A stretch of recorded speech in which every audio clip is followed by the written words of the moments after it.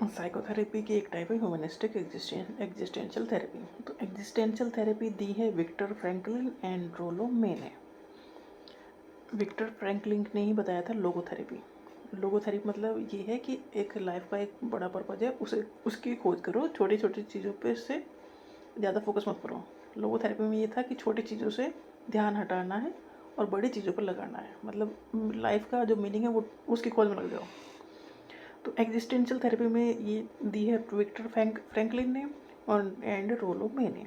तो Victor Franklin तो वही कहेंगे focusing on finding meaning in life, and Rollo May कहते हैं they emphasize the role of anxiety in personal growth. Rollo May ने कहा कि एंजाइटी का होना ज़रूरी है कि अगर हमारी ग्रोथ डिपेंड करती है एंजाइटी के ऊपर, मतलब एंजाइटी का कि लेवल इतना ज़्यादा ना हो कि सामने वाला हैंडल ना कर सके। क्योंकि जो मेंटली जो प्रॉब्लम हो रही हैं, डिप्रेशन है या जो भी मेंटल डिसऑर्डर हो रहे हैं, वो इसलिए हो रहे हैं कि एंजाइटी का लेवल बढ़ गया है हद से ज़्यादा।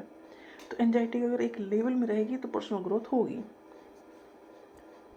तो individual have the freedom to make choice and are responsible for the consequences of their action. देखो हम परेशान क्यों होते हैं? क्योंकि हम चॉइस उठाते हैं, हम कोई ना कोई डिसीजन लेते हैं और उस डिसीजन का जो रिजल्ट होता है, जो कंसिक्वेंसेज होते हैं, वो कहीं ना कहीं हमें एंजाइटी देते हैं।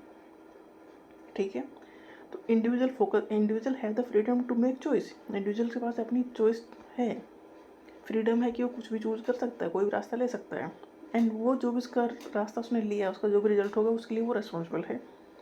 With greater freedom comes the responsibility to save one's life. जितनी ज़्यादा फ्रीडम दी जाएगी उतनी ज़्यादा उसके ऊपर जिम्मेदारी रहेगी कि वो किस तरह से काम करना चाहता है, किस तरह से अपनी लाइफ को सेव देना चाहता है। मतलब जितनी ज़्यादा फ्रीडम उतनी ज़्यादा रिस्पॉन्सिबिलिटी, और जितनी रिस्पॉन्सिबिलिटी उतनी एंजाइटी, और जितनी एंजाइटी उतनी पर्सनल ग्रोथ। मतलब अगर एंजाइटी को हैंडल किया जाए तो ग्रोथ होगी। जो ये थ्योरी फोकस करती है, एग्जिस्टेंशियल थ्योरी एम्फेसाइज करती है personal responsibility, freedom and the search for meaning in life. मतलब एंजाइटी और मीनिंग इन लाइफ, मतलब freedom, responsibility, anxiety and meaning in life, 4 point है इसके। पहली बात तो फ्रीडम दी जाएगी, फ्रीडम दी है तो रिस्पॉन्सिबिलिटी लेनी होगी, और एंजाइटी तो होगी पर ग्रोथ के लिए अच्छी है, पर्सनल ग्रोथ के लिए अच्छी है एंजाइटी। और जब कुछ ना बचे तो लाइफ का जो मीनिंग है वो ढूंढने निकल जाओ।